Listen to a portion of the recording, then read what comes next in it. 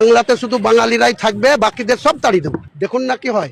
আমি বলছি যদি কেউ আসে সবাই 294টাকেই অল আউট করবো, আর না হলে আমি একাই ছোট ছোট শরিক দলকে নিয়ে কয়েকটি রাজনৈতিক দলকে নিয়ে মিমকে সঙ্গে নিয়ে আমি 182টাতে আসনে প্রার্থী দেব, আর 162টা জিতে আগামী দিনে মুসলমানরাই বাংলার সরকার চালাবে।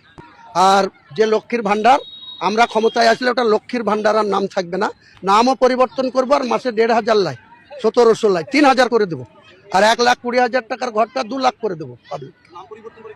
নাম পরিবর্তন করে আমাদের আসতে দিন না, মানুষ আমাদেরকে সাপোর্ট দিক, সেই ক্ষমতা দিক, তারপরে দেখবেন কি নাম হবে। ওই লক্ষ্মী ফক্কি হবে না, অলক্ষ্মী কোনো নাম থুবো। এখানে আমার হুমায়ুন চাচা বলছে যে আমাদের বাংলায় যদি ইনি ক্ষমতায় আসতে পারে তাহলে উনি শুধুমাত্র বাঙালিদেরকে আমাদের বাংলায় রেখে বাদবাকি সবাইকে তাড়িয়ে দেবে। তবে এখানে আপনার বুঝতে হবে যে এই বাঙালি বলতে আমার হুমায়ুন চাচা ঠিক কাদেরকে বুঝিয়েছেন। দেখুন, এই বাঙালি বলতে কিন্তু আমাকে আপনাকে বোঝায়নি।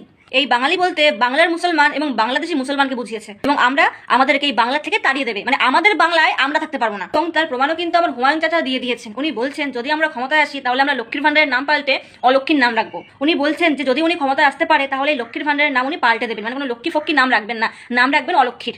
তা বলছিলাম কি চাচা, আপনি কি অলক্ষ্মীর নাম রাখবেন, মানে রোজিনা বিবি, নাজমা খাতুন, আয়েশা, এইসব?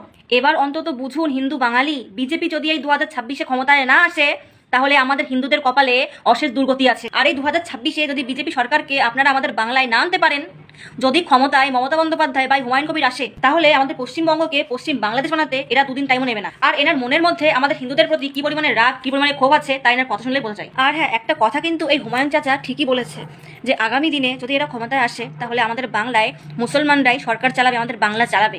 তাই এখনো সময় আছে, এখনো সময় আছে যে বিজেপিকে আনুন এবার ক্ষমতায়। আর যদি না আনতে পারেন তাহলে আপনাদের সঙ্গে কি হবে সেটা কিন্তু এই হুমায়ুন চাচা বলেই দিল, যে বাংলা থেকে আপনাদেরকে তাড়িয়ে দেবে। আর বলছিলাম কি চাচা, আমি না ভবিষ্যৎ দেখতে পাই, তো আমি দেখলাম যে আপনার চারপাশে মানে 72 হুড়পড়ি ঘুরঘুর ঘুরঘুর করছে, কিন্তু কেন ঘুরঘুর করছে এটা আমি জানি না। যাই হোক, মোটামুটি দেখলাম। এখন কে জানেন যে হুমায়ুন চাচার মানে চারপাশে 72 হুড়পড়ি ঘুরঘুর ঘুরঘুর করছে, এখন কেন করছে? আপনারা যদি জেনে থাকেন তাহলে আমাকে কমেন্টে জানাবেন।